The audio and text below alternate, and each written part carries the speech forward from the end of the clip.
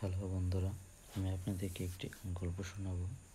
গল্পটি হচ্ছে দপ্প শূন্য।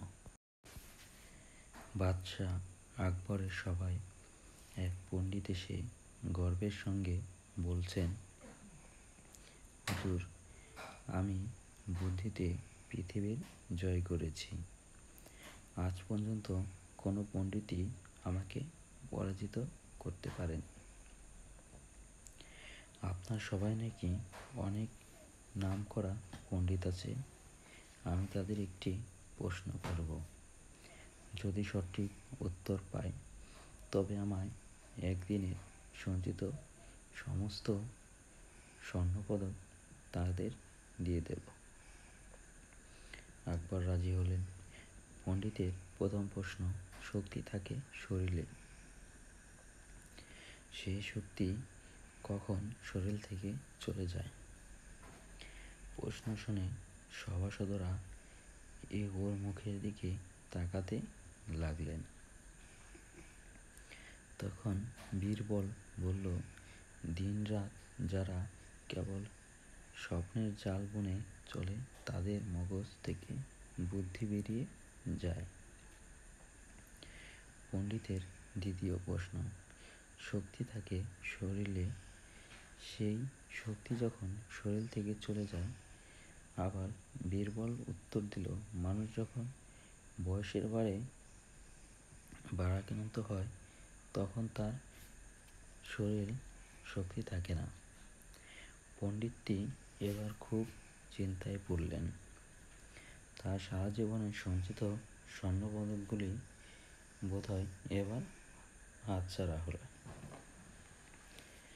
তিনি তৃতীয় প্রশ্ন করলেন, সাহস থাকে বুকে, কখন সেই সাহস বুক থেকে চলে যায়? বীরবল বলল, মানুষ স্বভাবত ভীরু, তাদের সাহসের বড়ই অভাব, তাই সাহস তাদের বুকে থেকে চলে যায়। পণ্ডিত পরাজয় স্বীকার করে মাথা নিচু করেই এক কথায় অনুযায়ী তার সমস্ত পদক বীরবলকে দিতে বললেন। বিশাল সাম্রাজ্য।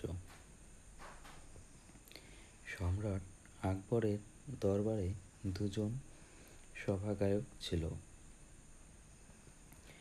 তাদের একজনের আদবের নাম লাল, অন্যজনের নাম নীল। গায়ক দুজনেই প্রতি সম্রাট খুব খুশি ছিলেন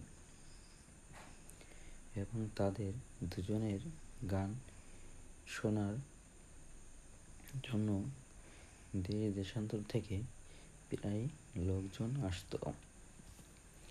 আরও গায়ক ছিল, কিন্তু ওদের দুজনের প্রতি সম্রাটের পদপ্রাপ্তগুলো ছিল একটু বেশি।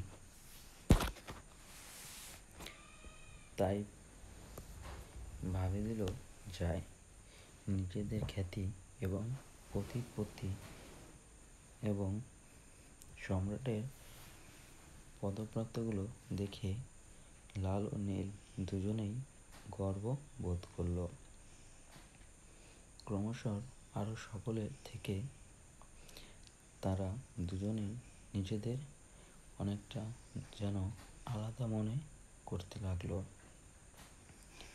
তারা মনে করল সম্রাট আকবরের রাজত্বে তাদের কোনো ভুল ত্রুটি কিংবা অন্যায় অপরাধটা ঘটেছে।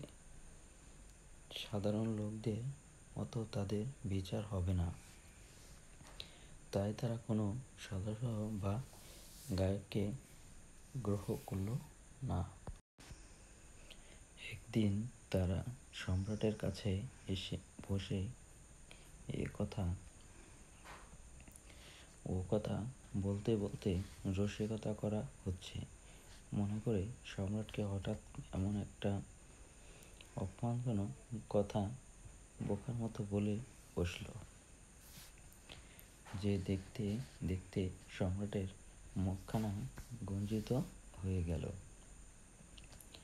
সম্রাট বলল, তোমাদের এই প্রকাশ অসংবাদে কি কারণ ঘটল? তোমাদের এই আচরণের মানের বা কি?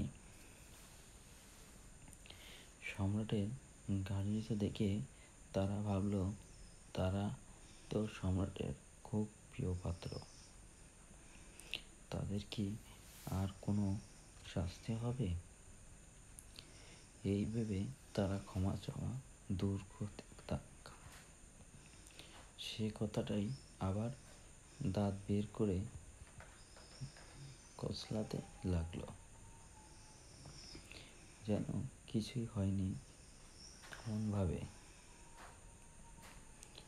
ক্ষমা তারা পেতে পারত, কিন্তু সেদিকে তারা কোনো দুঃখে করল না। তাদের এই সজ্জা দেখে সম্রাট এবার ভীষণ রাগান্বিত বললেন, এখনই এই মুহূর্তে তোমরা আমার রাজ্য ছেড়ে যেখানে খুশি দূর হয়ে যাও। তোমাদের মুখ দেখাও আমার পাপ। আমার রাজত্বে যেন কোনোদিনই তোমাদের দেখতে না পাই। দেখতে পেলে তোমাদের ফাঁসি কাষ্ঠে চড়ানো হবে। সম্রাটের অগ্নিশর্ষা মূর্তি দেখে এবার লাল ও নীল দুজনেই বুঝল কি নির্বোধ তারা। সম্রাটকে শান্ত করার আর কোনো পথ না পেয়ে অবশেষে তারা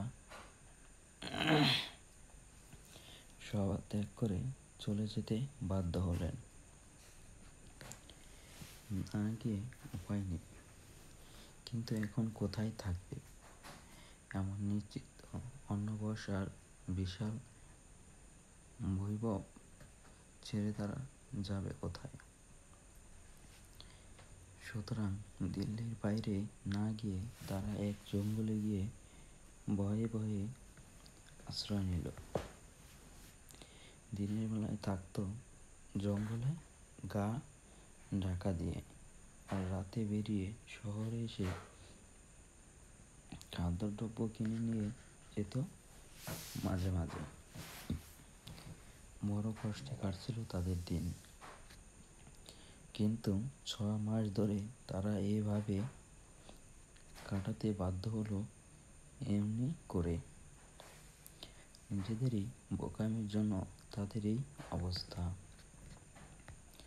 অনেক দুঃখ কষ্টের পর একদিন রাত্রে আর কোনো উপায় না পেয়ে তারা